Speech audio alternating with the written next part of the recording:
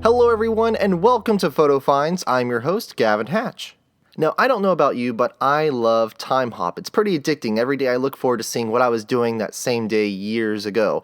And the parks are always changing, so it's pretty interesting when you look back at old Photo Find episodes, you see what was going on the same day like back in 2012, 2013, 14, and 15. And that's what we're going to do today. On this week's episode, we'll look back and see what was going on in the parks back in 2012, 13, 14, and 15, and just see how it's changed so quickly. It's going to be quite interesting to see just how quickly things can go. Now, starting off in the Magic Kingdom in 2012, this week, back in 2012, New Fantasyland was still under construction. It wasn't even open yet. We just had the regular Fantasyland, and this, took a while, and it was very anticipated. A lot of people were excited, and it was amazing finished product. But you can see here, like Dumbo, the flying elephant, that was something that was being moved over to where Mickey's Toontown Fair used to be located and was still under construction.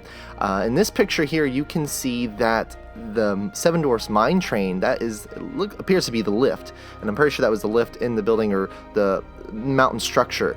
That was just, the skeleton was just being put up back in the beginning of May of 2012, and now that is one of the most popular attractions in the park, next to Peter Pan, I think, and it is just amazing attraction, a great coaster, a little short, but it's still a lot of fun. And we covered it recently on Florida E-Ticket when we did New Fantasyland, so that was a lot of fun doing that. As you can see here, Prince Eric's castle was taking shape. This is, of course, part of the facade and the queue for the Little Mermaid attraction, which is phenomenal. It's a really beautiful attraction, and the queue is really my favorite part of the building. Not even the ride itself, it's more of the queue.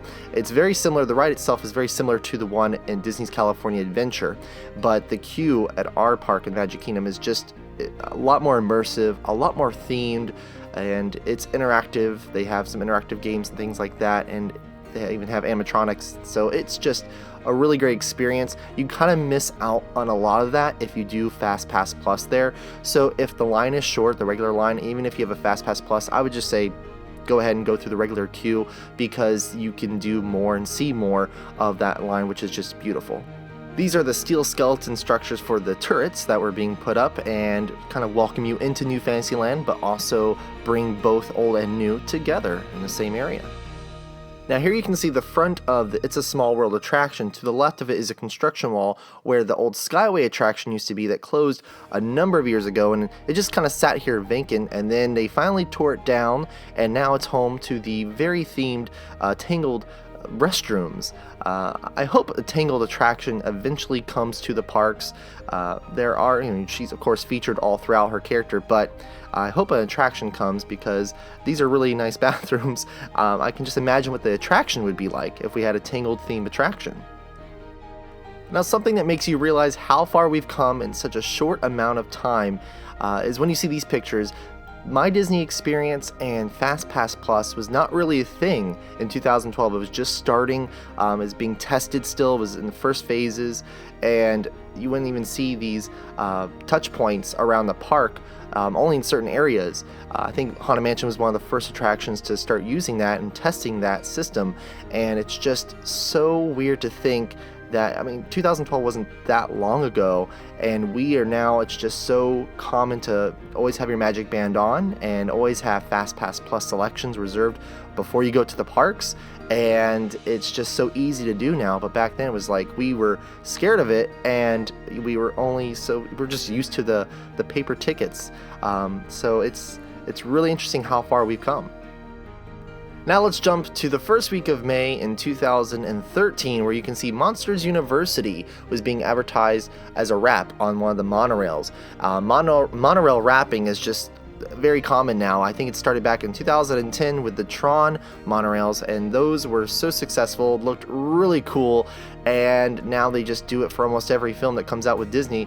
We've seen The Avengers, we've seen Star Wars The Force Awakens, Zootopia is something that I believe is still currently wrapped on monorail orange. It's very economical for Disney to do, so it's cheap advertising, and it looks neat going through, especially when you're going through Epcot. Something like Tron, when it was going through Epcot, it was well themed to the park.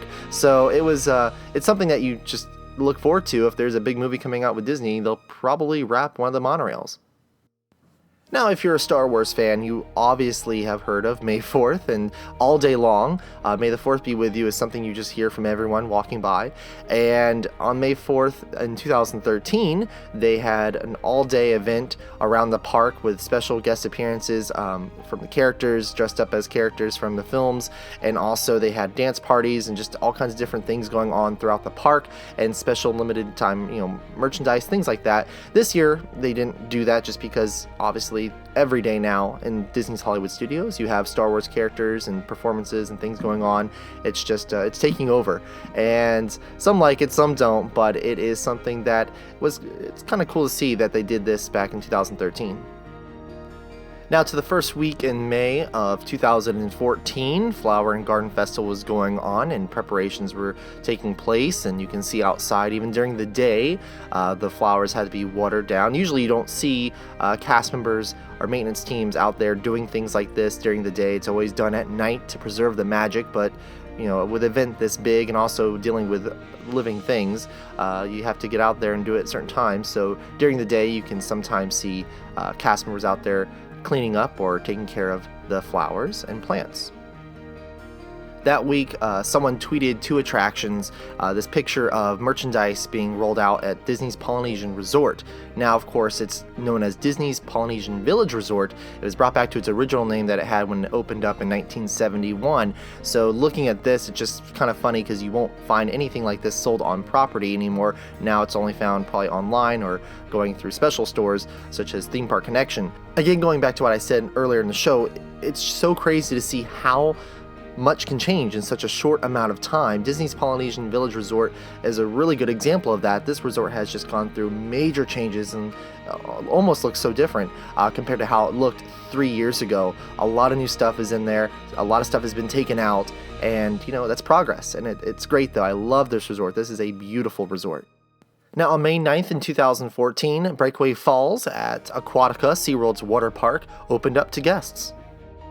Also this week, concept art for the Escape from Gringotts attraction in Diagon Alley in the Wizarding World of Harry Potter at Universal Orlando was released. So this was our first time seeing the concept art for this attraction. That was just, everyone was really, really waiting for this stuff to come out and for the attraction itself to open up. And now we can ride it every day. It's just it's an amazing attraction. Also that week, concept art for Sea Life at iDrive 360 was released. Alright, last but not least, over at Universal Orlando, the first week of May of last year, we can see that what is now NBC Sports Grill and Brew, that was under construction at the time, and it's a wonderful restaurant, and this took a while to construct, but it was great, and it replaced NASCAR, which I'm okay with because I wasn't a big fan of the NASCAR restaurant. But if you have not eaten at NBC Sports Grill and Brew, highly recommend it. I got the Wisconsin burger that time I went there, and it was just great, and they also have, of course, a lot of great beers to choose from.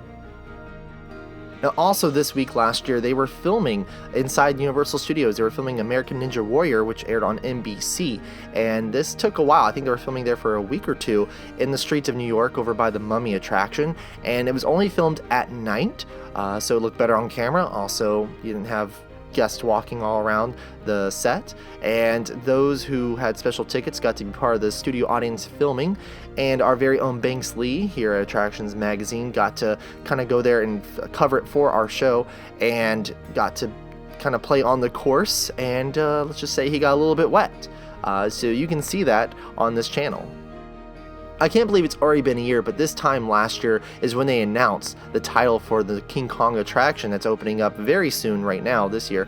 But Skull Island Reign of Kong was announced, and this was something that everyone knew what it was going to be way before they announced that it was going to be a King Kong attraction. But it was still really neat when they officially came out with the information about the attraction, and of course since then over the year they have announced more and more information and details on what to expect when you experience this ride that's going to be opening up very soon before the end of this summer.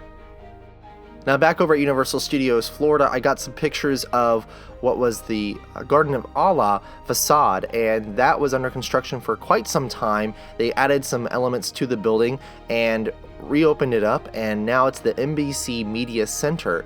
Now, when I was taking these pictures and sharing it with you on Photo Finds, a lot of the comments and a lot of people were speculating, saying this was going to be some sort of museum or interactive museum for the park's 25th anniversary, and that, of course, did not happen.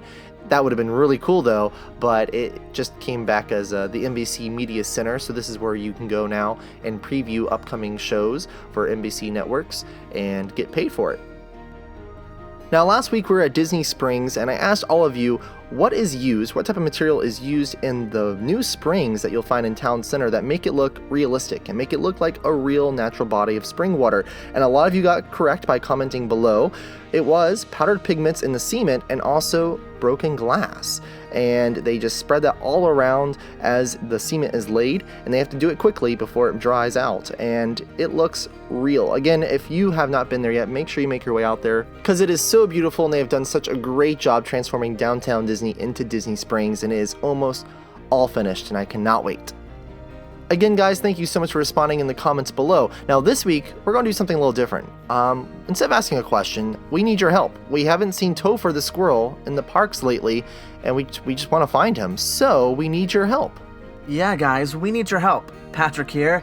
So go ahead, tweet your favorite Topher picture in the parks at Florida eTicket. We'll pick our favorite picture of Topher and show it to you in next week's episode of Photo Finds.